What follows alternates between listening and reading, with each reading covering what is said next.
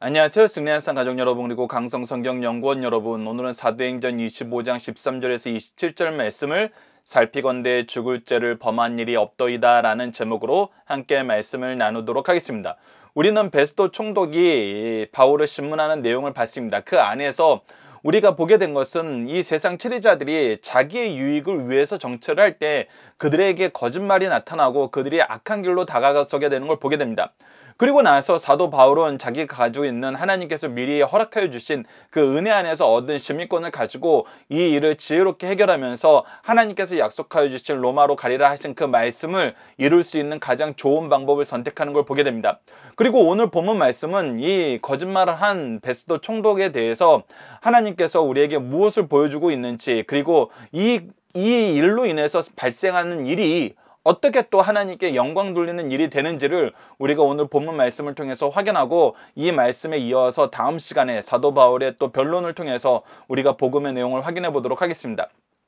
자, 13절입니다. 수일 후에 아그리빠 왕과 버니게가 베스도에게 문안하러 가이사에 와서, 즉 이제 새롭게 총독이 왔기 때문에 그 지역의 분봉왕이었던 아그리빠 왕과 버니게가 이제 가이사에 문안하러 왔습니다.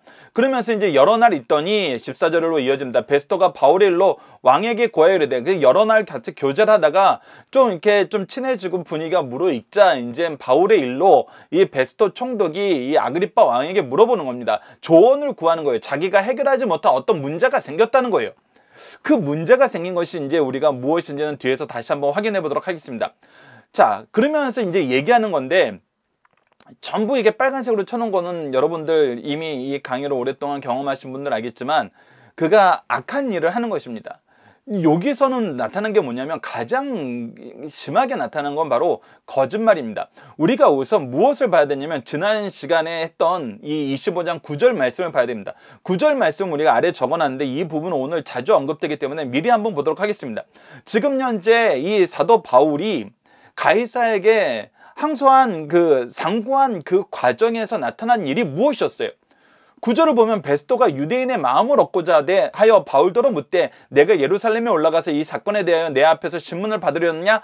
지난 시간에 얘기했지만 지금 현재도 베스도 앞에서 신문을 받고 있고, 이 일의 고발의 대상자들은 다 이곳에 내려와서 같이 고발하고 있고, 이 일의 피고인으로 불려왔던 사도 바울도 지금 현재 여기에 있어요. 그러면 이 가이사랴에서 심판을 받는 것과 재판을 받는 것과 이 예루살렘에 올라가서 재판을 받는 거에는 아무런 차이가 없어요. 변하는 것이 없어요. 오로지 변하는 건 뭐예요? 유대인들이 사도 바울을 오는 길에 암살하려는 그 계획이 실현될 가능성의 확률만 더 변화가 되지, 그 외에는 이 재판 자체에서는 변화되는 게 없어요. 근데 베스도가 어떻게 한 거예요? 유대인의 환심을 살려고, 마음을 살려고 이쪽으로 유도를 한 거예요. 즉 그냥 죄가 발견되지 않았는데 자기의 정치적인 이익을 위해서 술수를 쓰다가 어떻게 돼버린 거예요? 가이사에게 이제 보내야 되는 상황이 놓이게 되는 것입니다. 근데 오늘 본문 말씀의 기본적인 취지는 뭐냐면, 가이사에게 보내는데, 가이사에게 보낸다는 것은 어떤 죄로 고발당한 사람이 내가 그 죄를 인정 못하기 때문에 항거하고 상고하고 이렇게 해가지고 점점 단계로 올라가는 건데, 즉 문제는 뭐냐면 죄가 발견되지 않았어요. 죄가 발견되지 않았는데 앞서 있는 벨릭스 총독도 그러고 베스도 총독도 그러고 이것을 자기의 정치적인 유익을 위해서 활용하다가 죄가 없는 사람을 그냥 잡아놓고 결국 가이사에게 보내게 되는 거예요. 이거는 철저하게 자기 무능이에요. 여러분들, 우리가 이 현실 재판에서도 대법원에서 기각돼서 다시 상고법원으로 내려보내면은 그 판단을 내렸던 사람들이 얼마나 잘못됐는지 그것이 드러나면서 참 안 좋은 그런 예를 우리에게 남기잖아요. 근데 지금은 이게 죄도 없는데, 죄도 발견한 것이 없는데, 죄에 대한 증거도 없는데 가이사에게 가게 된 거예요. 까닭 없이 가이사에게 보내게 되는 그런 상황에 지금 이 베스도 총독이 처하게 되는 것입니다.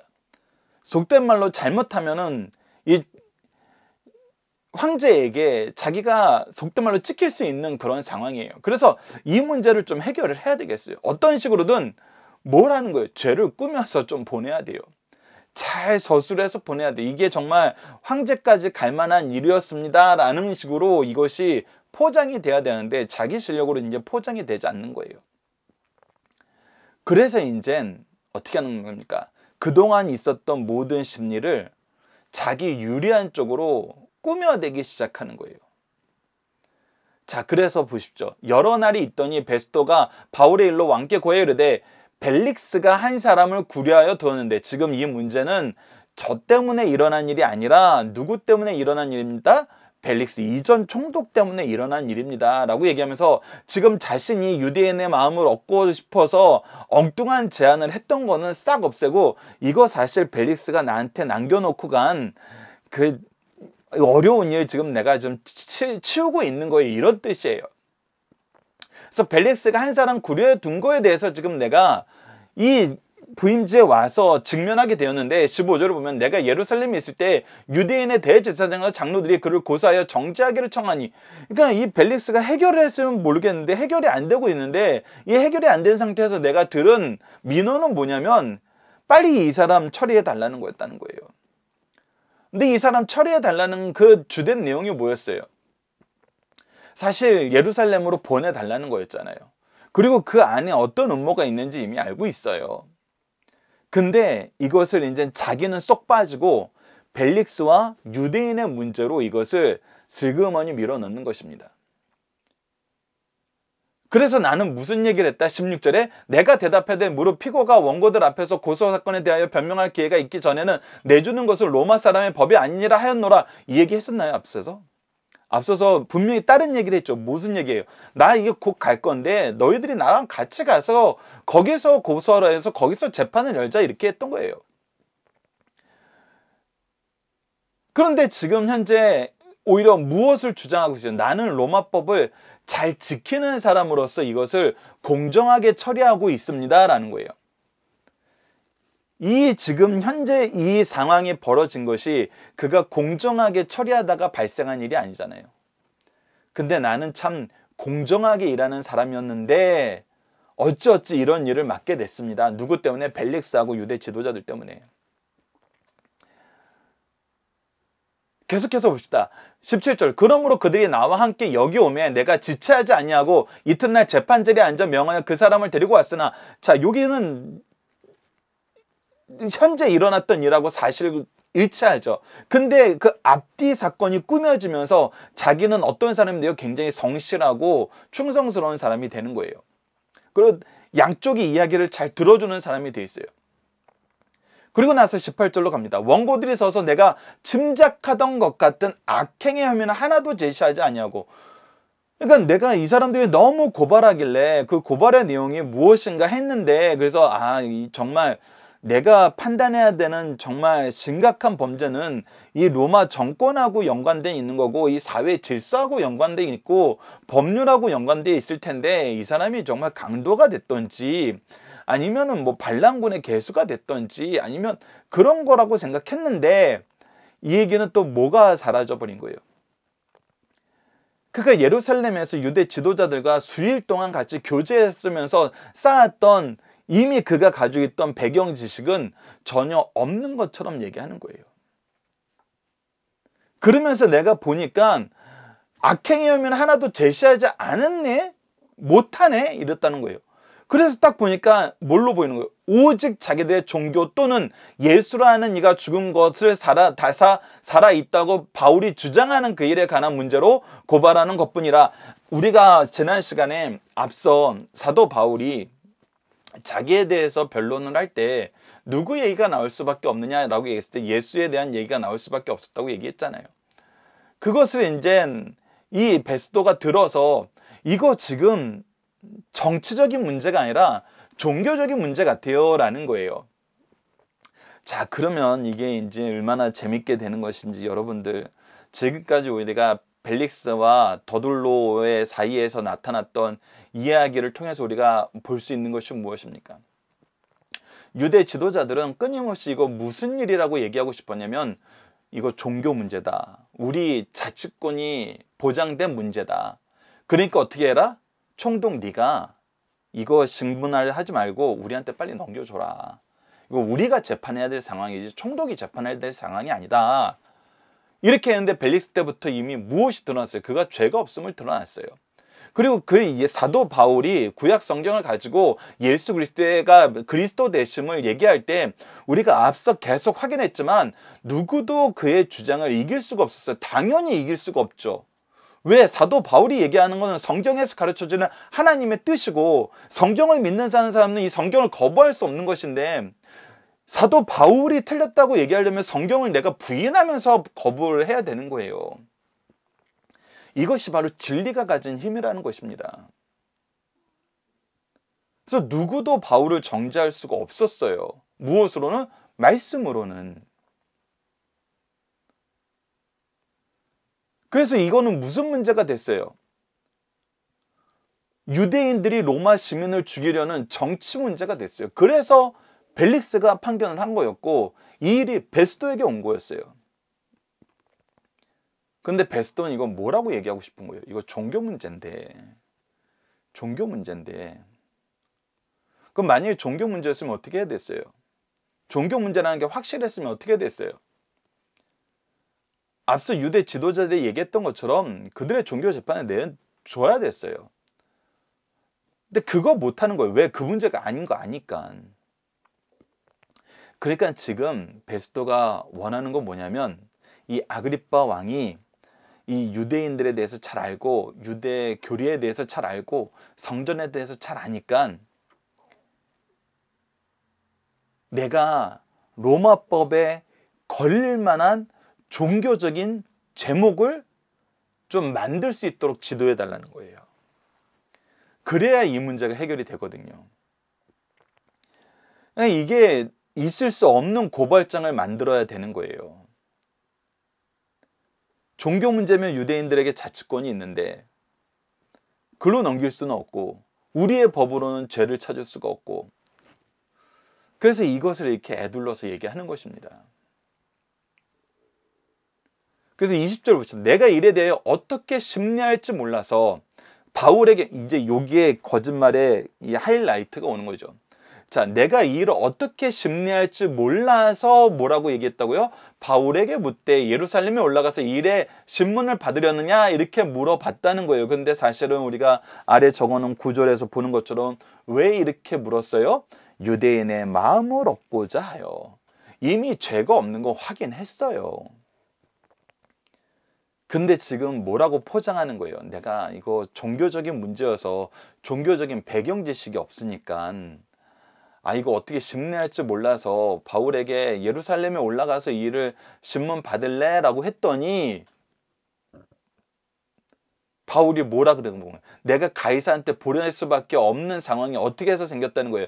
나 이거 잘 몰라서 어떻게 해야 되는지 이렇게 한번 해볼래? 라고 제안했던 것 뿐인데 바울은 황제의 판결을 받도록 자기를 지켜주기로 호소함으로 즉 가이사에게 재판을 받겠다고 상소를 했기 때문에 보낼 수밖에 없는 상황이 돼버렸습니다 라는 거예요.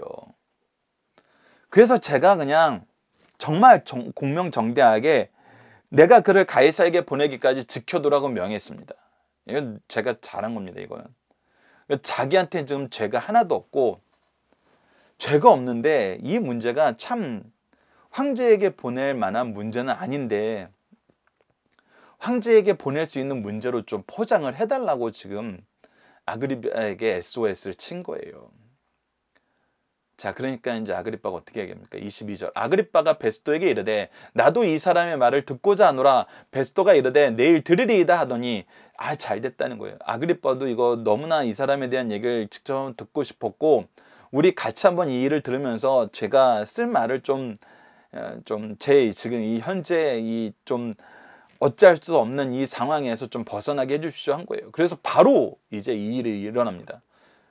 그리고 이 일을 할 때 어떤 부분으로 어떤 식으로 이 일을 하려고 그래요. 23절에 보면 이튿날 아그리빠와 버니게가 크게 위험을 갖추고 와서 즉 굉장히 높은 사람으로 영광스러운 사람의 모습으로 다 잘 단장을 하고 와서 또 자기 주위의 천부장들과 시중 높은 사람들과, 천부장이 사도 바울을 구해준 사람이었는데 이 천부장은 그 중에 한 명이고 여러 명을 불러서 내가 얼마나 큰 힘을 가지고 있는 사람들인지 보여주고, 시중에 높은 사람들 다 불러서 내가 얼마나 유력한 인사인지 보여주면서 함께 접견 장소에 들어오고 베스토의 명으로 바울을 데려오니, 이거는 뭐예요? 바울을 이제 분위기로 누르겠다는 거예요. 그가 주눅들게 해서 좀 우리가 원하는 대답을 듣겠다는 거예요. 그래서 일부러 다 불러 모았어요. 그러니까 이것이 여기서도 이제 이건 정상적인 게 아니잖아요. 내가 공정한 판결을 하기 위한 것이 아니라 내가 지금 현재 겪고 있는 곤란을 벗어나기 위해서 분위기를 조성하고 있는 거예요. 자, 근데 너무나 놀라운 게 뭐냐면, 우선 24절에 이 이야기로 이어지면서 바울에게 이제 이야기할 기회를 주는데, 이 아그리빠와 베스도가 이 일을 통해서 무엇하게 만들었어요? 예수 그리스도의 복음을 들을 사람들을 자기네들이 모아준 거예요. 정말 힘써 모아준 겁니다. 특히 이 유대인의 종교, 하나님에 대해, 성전에 대해서, 율법에 대해서 기본 개념을 가지고 있던 사람들이 또 주로 모였기 때문에 더욱더 복음을 강하게 전할 수 있는 환경을 만들어 놓은 거예요. 이것을 우리가 다음 시간에 보게 되는데, 이것은 마치 무엇으로 비교할 수 있냐면, 아그리빠와 버니게는 사람이 갖출 수 있는 최고의 위험으로 사도 바울을 누르려고 했는데, 사도 바울은 하나님의 위험으로 그들을 눌러버린 거예요. 무엇으로? 예수 그리스도의 복음으로. 여러분들이 이것이 정말 세상에서 우리가 경험하게 된 정말 가장 아름다운 승리의 모습 아닙니까? 그들은 우리를 잡아먹으려고, 우리를 어떻게든 고발하려고, 어떻게든 넘어뜨리려고 자기네들의 수단을 다 동원해서 우리를 삼키려고 다가오는데, 오히려 그들이 복음에 삼켜지고 복음에 의해서 후퇴하게 되는 이 놀라운 역전 현상, 이것이 그리스도인들이 세상에서 경험하는 승리의 가장 정말 즐거운, 희열에 차는 모습 아닐까요? 오히려 이들이 그 분위기를 만들고 있다는 거예요. 자기의 의지하고 상관없이. 즉, 이것을 누가 하시는 것입니까? 하나님이 하시는 거라는 거예요. 자, 계속해서 봅시다. 오늘 본문 말씀을 이제 마무리하도록 하겠습니다. 24절을 보면, 베스토가 말하되 아그리빠 왕과 여기 같이 있는 여러분들이여, 당신이 보는 이 사람은 유대의 모든 무리가 크게 외치되 살려두지 못할 사람이라고 하여 예루살렘에서와 여기서 내게 청원하였으니, 즉 내가 이 사람에 대해서 많은 유대인들의 지도자들과 유력한 인사들이 얘 죽여야 된다는 청원이 끊임없이 이루어져서 지금 이 사람을 내가 지금 살펴보는데, 25절 보십시오. 내가 살피건대 죽을 죄를 범한 일이 없더이다. 여기서 이제 솔직해지는 거죠. 죽일 죄를 범한 일이 없는데, 근데 상황이 어떻게 돌아갔어요? 내가 유대인의 마음을 얻고자 했던 정치적인 행위 때문에 그가 황제에게 상소하는 거로 보내기로 결정하였으니, 그러나 그가 죽일 죄를 범한 일이 없는데 상고하여서 보내야 되는데, 26절입니다. 그에 대하여 황제에게 확실한 사실을 아릴 것이 없으므로. 아니, 상고를 했으면 무슨 일로 고발을 당했고 무엇 때문에 억울해하는지를 얘기해야 되는데 그게 없다는 거예요. 신문한 후 상소할 자료가 있을까요? 당신들 앞에, 특히 아그리빠 왕 당신 앞에 그를 세웠나이다. 그 제목도 밝히지 아니하고 제수를 보내는 것이 무리한 일인 줄 아나이다. 무리한 일이라는 건 뭐라는 거예요? 해서는 안 될 일이란 거예요. 내가 감히 할 수 없는 일인데 지금 상황은 보내야 되고, 로마 법에 의해서. 근데 로마 법에 의해서 고발할 내용이 없고 도무지 죽일 죄를 찾지 못하니 이 부분에 대해서 공개적으로 뭐 하는 거예요? 이 사람의 죄목을 뭐라고 적어야 될지. 그러니까 여러분, 이게 얼마나 참 마음 아픈 일이냐면, 공개적으로 사람들 다 모아놓고 저 사실 고백합니다. 이 사람에겐 죄가 없습니다. 근데 이 사람 죄 좀 만들어 주십시오. 이렇게 얘기하는 거랑 똑같잖아요. 이것이 세상이 우리를 볼 때 정말 드러나는 모습 중에 가장 마음 아픈 부분이죠.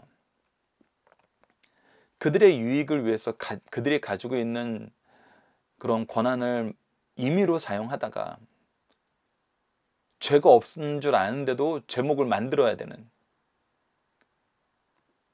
이것이 그리스도인들이 받았던 환난과 핍박이었습니다. 그런데 여러분들, 앞서 얘기했지만 이것은 어떤 일로 발전합니까? 복음을 선포하는 일로 발전되고, 여기에 있는 모든 사람들이 오히려 복음의 능력에 굴복하는 자리가 되어버려요.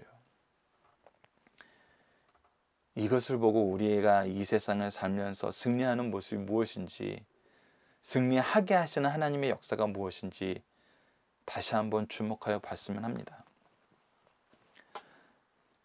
자, 본문 묵상입니다. 베스도가 바울을 재판한 이유는 무엇입니까?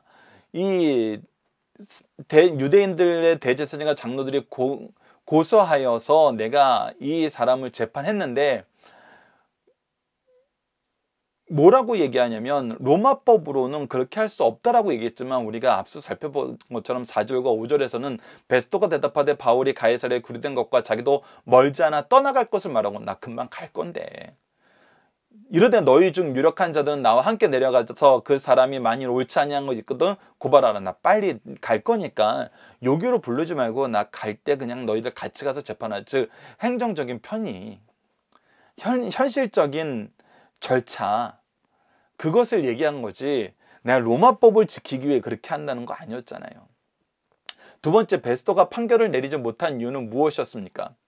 사실 그가 유대인의 환심을 얻고자 했는데 뭐라고 얘기해요? 내가 어떻게 심리할지 몰라서라고 얘기해요. 아니었잖아요. 지금 계속해서 자기의 거짓말과 자기의 실수를 덮는 핑계거리로 다시 또 거짓말하는 거예요. 자, 세 번째, 베스도가 아그리빠 왕에게 조언을 구한 이유는 무엇입니까? 아니, 가이사에게 보내려면 죄에 대한 고발이 있고 그 죄에 대한 내용의 형벌이 있는데, 그 형벌이 나에게 맞지 않다고, 억울하다고 해서 상고하는 거잖아요. 근데 억울해할 죄목도 없고 죄에 대한 정죄도 없었어요. 근데 간다는 거예요. 이거는 총독이 참 자기 일을 못한 것이 되는 거거든요. 자, 본문의 중심 찾아봅시다. 첫 번째, 바울은 합법적인 권리 안에서 하나님의 뜻하신 길을 걸었어요. 가이사에게 호소한 바울은 스스로 고난에 뛰어들지 않고 개인적인 고통을 피하기 위해 합법적인 정당한 권리를 사용했습니다. 하나님께서 성도들이 고난의 길을 걷기를 원하신다면 마땅히 그 길을 가야 하지만, 하나님께서 평탄하고 기쁨의 길을 걷게 하신다면 그 역시 감사와 기쁨으로 가야 됩니다. 스스로 고난의 길로 몰아넣을 권리는 없어요. 즉 우리는 정의를 상실한 자들의 어리석음과 잔인함에 스스로 넘겨주는 일은 삼가야 됩니다. 두 번째, 베스도 총독은 심리한 후에 바울이 무죄임을 확인하였어요. 예수라는 이가 죽은 것을 살아있다고 바울이 주장하는 그 일에 관한 문제로 고발한 뿐이라 라고 얘기하면서 오직 부활에 대한 내용이었음을, 종교에 대한 내용이었음을, 영생에 대한 내용이었음을 알 수 있었어요. 베스도는 바울의 상황을 바로 파악하는 것이에요. 바울에 대한 고발은 로마법의 재판 대상이 아니요 무죄한 일이라는 것을 분명히 선언합니다. 더 나아가 하나님의 말씀을 전한 것이었어요. 그런데 왜 유대인들이 이를 믿지 못했습니까? 사두개인들은 부활의 교회를 부정하는 합리주의자들이었고, 바리새인들은 부활은 가능하다고 믿었지만 부활이 이미 성취되었다고는 믿지 못했기 때문입니다. 기독교는 십자가와 부활의 종교입니다. 누구든지 예수를 하는 이는 이에 죽은 것이 살아있다라는 말을 들을 때 그에 대한 반응으로 영생과 영벌이 결정되는 것입니다. 우리가 로마서 1장 16절을 봅시다. 이 복음은 모든 믿는 자에게 구원을 주시는 하나님의 능력이 됨이라 라고 얘기하면서 예수 그리스도를 통해서 우리가 구원을 받는 하나님의 능력의 역사를 경험하게 되는 것입니다. 고린도전서 1장 23절로 24절을 봅시다. 십자가에 못 박힌 그리스도를 전하니 유대인에게는 거리끼는 것이요 이방인에게는 미련한 것이로되 유대인들은 받아들이기 싫어요. 받아들여야 되는데 하나님의 말씀대로 이것이 맞는데 싫어요. 내 마음에 맞지 않아요. 그래서 꺼리는 것이 됐고 이방인에게는 미련한 것이. 아니 죽은 자의 부활과 우리를 대신해서 죽는 대속의 죽음, 그것이 신성과 인성을 가지신 이 예수가 내려와서 이것을 했다는 건 도무지 이해가 안 되는 거예요. 이것은 참 미련한 것이라는 거예요. 왜 그렇게 살냐는 거예요. 오직 부르심을 받는 자에게는 유대인이나 헬라인이나 그리스도는 하나님의 능력이요 하나님의 지혜니라. 그러나 우리가 하나님을 바로 알고 하나님의 속성을 알고 하나님의 공의를 알고 하나님의 사랑을 알고 하나님의 언약을 알면은 놀랍다 주 은혜 찬양할 수밖에 없다는 것입니다. 하나님의 능력과 지혜가 한이 없습니다라고 얘기할 수밖에 없고 그의 사랑과 그의 자비하심이 얼마나 충만한지를 경험하게 되는 것이 바로 예수 그리스도의 십자가의 죽으심과 부활의 역사입니다. 세 번째, 재판을 통해 높은 지혜에 있는 사람들이 가장 중요한 복음의 내용을 듣게 됐어요. 이것이 너무나 신비로운 거예요. 베스도, 아그리빠, 버니게, 천부장들 그리고 가이사랴에 있는 사람 중에 높은 지혜에 있는 사람들이 그들의 생애에서 가장 귀한 소리인 예수의 부활에 대해서 듣게 되었어요. 왜 모였어요? 사실 사도 바울을 이 분위기로 압도하기 위해서 모였어요. 그런데 그 자리가 뭐가 된 거예요? 예수 그리스도의 복음을 듣는 자리가 된 거예요. 더 많은 사람들이 듣게 된 자리가 된 거예요. 그러나 그들은 그 진리를 들을 때에도 바울이 유죄인가 무죄인가에만 관심을 가졌을 뿐 그 진리가 자신들이 받아들여야 할 귀한 은혜요 영생의 문제임을 깨닫지 못했어요. 그리고 베스토 총독은 상부 중앙정부에 보고할 자료를 얻는 데만 급급하였고 장차 하나님 앞에 설 것을 준비하는 일은 하지 않았어요. 이것은 육적으로 존귀한 자들이 선택한 영적인 불행한 모습임을 우리가 보게 됩니다. 자, 본문 다지기를 통해서 좀 더 깊이 있게 확인해보는 시간을 갖도록 하겠습니다. 첫 번째, 베스토가 설명한 로마법은 무엇입니까? 로마법에 대해서 간략하게 정리해놨는데 이것이 박유일 목사님 강의 집에 정리되어 있는 내용입니다. 첫째, 죄가 드러나기 전에 사람을 처벌하지 않는다는 것이요. 둘째, 피고에게 변명할 기회를 주기 전에는 유죄를 선언할 수 있는 일은 없다는 것입니다. 셋째, 피고에게 하급심에서 상급심에 호소할 권리를 허용하는 것입니다. 그런데 어찌 당한 사건에 대해서 원고 앞에서 변명할 기회를 피고에게 주지 않고 피고를 정죄하여 죽일 수 있겠는가? 이것은 로마법에 위배된다는 주장을 자기가 했었다는 거예요. 그러나 우리가 앞서 살펴봤던 것처럼 그렇게 얘기하지 않았죠. 두 번째, 전도자들이 받는 오해는 무엇입니까? 첫째는 지적인 미혹에 희생되는 사람이라고 봅니다. 즉, 우리가 쟤네들 저거를 정말 어떻게 믿을 수 있지? 이런 얘기를 하는 거예요. 예를 들면 예수가 너를 미치게 하였다. 예수가 너를 망쳐놓았다고 매도한다. 전자는 사실의 진정한 지혜의 빛을 받은 사람인데도 불구하고 이것을 알지 못하는 거예요. 둘째, 쓸데없는 사상, 미신을 가르친다고 보는 것입니다. 그러나 전도자는 인류에게 가장 필요하고 높고 절실한 구원의 도를 가르치는 사람들입니다. 특히 뭐에 대해서? 동력녀 탄생에 대해서, 성령에 대해서, 예수 그리스도의 부활에 대해서, 예수 그리스도께서 신성을 가지신 거에 대해서 이 모든 것 세상 사람들은 미신이라고 얘기해요. 얼마 전에 어떤 방송을 들었더니 아니 미국의 복음주의자들은 정말 에덴 동산 창조가 있고 선악과가 있고 정말 아담과 하와가 있고 그걸 믿는데 그거 다 판타지라는 거예요. 미국에서 지식인들이 그런 주장을 많이 한다는 것입니다. 근데 여러분들 이런 비난은 우리가 처음 받는 것이 아니에요. 이 시대가 처음 경험하는 거 아니에요. 이미 이 시대에도 예수님이 계셨던 시대에도 계속해서 이런 오해는 있었습니다. 셋째, 사회에서 말썽을 일으키고 공동체의 평화를 교란하는 사람들이라고 비난합니다. 이거는 우리가 종종 경험하죠. 우리는 예수 그리스도 외에는 다른 길이 없다라고 얘기하면은 왜 너희들만 그렇게 유일한 길이라고 얘기하냐는 거예요. 아니 그러니까 참 이게 우리가 뭐라고 얘기할 수 없는 부분이긴 하죠. 우리는 왜 그렇게 얘기하냐면 하나님께서 예수님을 통해서 이루신 구속사를 알기 때문에 이 구속사를 모르는 사람은 우리가 극락에 가는 거, 천국에 가는 거 그거는 각자가 꿈꾸는 가장 아름다운 것이지 누가 만들어 놓은 어떤 것이라는 것이 아니라는 거예요. 우리 마음속에 있는 거라는 거예요. 그래서 만약에 우리가 각자 마음속에 찾아가는 그것이 천국이라면 맞아요. 당신들도 갈 수 있어요. 당신들도 그것을 아마도 소유할 수 있을 거라고 최소한 그렇게라도 얘기할 수 있겠죠. 하지만 우리에게 얘기하는 천국, 우리에게 얘기하신 천국, 이 영생이 그냥 각자 마음속에 그리는 그것이 아니잖아요. 하나님이 만드셨고 하나님이 다스리시고 하나님이 우리에게 주신 하나님의 나라잖아요. 이게 다른 거거든요. 여러분들 이 세상 신화들을 보면은 재밌는 게 있어요. 그거 뭔지 알아요? 이 동양적인 옥황상제도 그렇고 서구적인 뭐 불교적인 것도 있고 서구적인 어떤 이 신화도 그러고 그 나라의 주인이 정해져 있잖아요. 가장 힘센 사람이 다스리는데 주인은 바뀔 수도 있어요. 그리고 그 주권이 그 사람의 그 가장 높은 신 한 사람에 기속되지 않아요.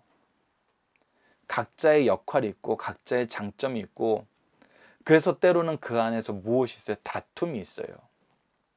세력 간의 힘겨루기가 있어요. 근데 우리의 천국은 그런 것이 아니고 하나님이 우리에게 얘기해 주신 천국은 그런 것이 아니라는 거예요. 그러니까 사람이 꿈꾸는 것과 하나님이 우리에게 가르쳐 주신 것의 차이를 모르는 사람들은 그렇게 얘기할 수 있어요. 근데 사실 이 셋째 아래에 있는 것이 굉장히 중요한 얘기입니다. 그러나 전도자는 사실은 질서를 회복시키는 자들이요 사회 복제를 증진시키는 자들이다. 왜 그래요? 이 세상을 창조하시고 이 세상을 다스리시는 하나님의 질서가 이 세상을 가장 아름답게 만드는 질서거든요. 그래서 질서를 따르는 자들에 의해서 질서는 꽃을 피우는 것은 세상 사람들도 알아요. 그래서 우리가 좋은 질서를 만들어야 돼, 더 나은 질서를 만들어야 돼 라고 하면서 서로 질서를 만들기 위해 싸우는 과정에서 또 우리가 실패를 경험하고 또 다시 폭력을 경험하게 되는 거잖아요. 근데 올바른 질서라면 그것이 따를 때 평화가 오는 거, 회복이 오는 거, 증진이 오는 거, 성장이 오는 것은 누구나 다 알고 있어요. 그래서 하나님이 세우신 질서를 지키는 사람들로 하여금 이것이 계속 경험이 되는 거예요. 야, 정말 하나님 믿는 것이 질서가 회복되는 거고 사회가 회복되는 거구나. 우리가 참된 은혜를 누리는 거구나. 그래서 우리의 성장은 우리의 성장, 우리가 스스로 성장하는 것이 아니라 은혜로 이끄심을 받는 거구나. 이것을 경험하게 된다는 것입니다. 그래서 우리는 이 오해 속에서도 이 예수 그리스도를 경험하게 하는 사람이 되는 거예요. 자, 그래서 본문 적용입니다. 성도들이 세상에 나타나야 될 모습과 오해를 받을 때 이를 해결하는 방법은 어떤 것이 있을까요? 우리가 세상에 나타내야 될 모습은 오직 하나님의 뜻을 전하는 것입니다. 예수 그리스도의 복음을 전하는 거예요. 근데 이것을 전하다가 우리가 오해를 받을 때가 있잖아요. 공격을 받을 때가 있잖아요. 그러니까 하나님이 누구신지 모르고 하나님의 뜻이 무엇인지 모르고 이 뜻을 이루시고자 이 땅에 오셨던 예수 그리스도의 역사가 무엇인지 모르고 성령이 이 역사를 우리에게 적용시키기 위해서 하시는 일이 무엇인지 모르면 즉 삼위일체 하나님의 구속사 성부께서 계획하시고 성자께서 성취하시고 성령께서 적용하시는 이 역사를 모르면 오해를 받고 너희들은 너무 이기적이야. 왜 너희들만 옳다 그래. 너희들은 맨날 왜 그런 식으로 주장만 해서 우리의 마음에 상처를 입혀. 근데 우리는 항상 뭐하고 다녀요? 예수 그리스도의 복음으로 그들을 뭐예요? 사랑해요. 그리고 우리가 뭐가 돼요? 하나님의 축복의 통로가 되어서 은혜의 강줄기를 계속해서 전하는 사람이 돼요. 그래서 우리를 오해했던 사람들이 어떻게 돼요?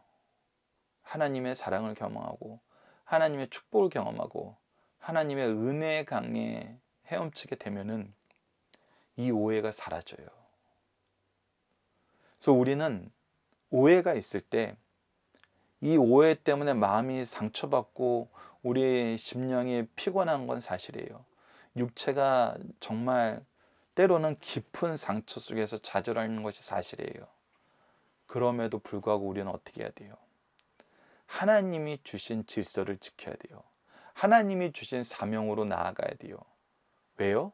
하나님이 주신 질서와 하나님이 주신 사명 안에서 우리는 진리를 수행하는 자들이 되고 질서를 회복시키는 사람이 되기 때문에 우리가 이때 맞대어 싸우거나 우리의 뜻을 우리가 생각하는 방식으로 풀려고 했을 때는 결국은 아무것도 남지 않아요.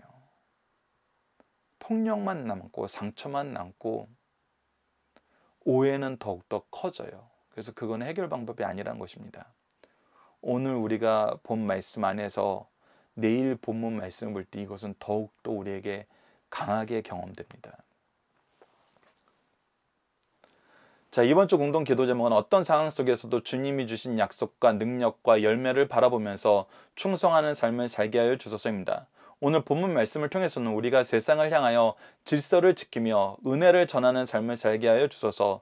질서를 지키는 삶을 살면서도 오해와 까닭 없는 공격을 받을 때 질서를 파괴하는 방향으로 나기보다는 지혜롭고 민첩하게 하여 오직 복음을 전하는 은혜의 길을 가게 하여 주소서라고 기도하는 우리 승리한 상 가족 여러분들, 강성성경연구원 여러분들이 기도합니다. 감사합니다.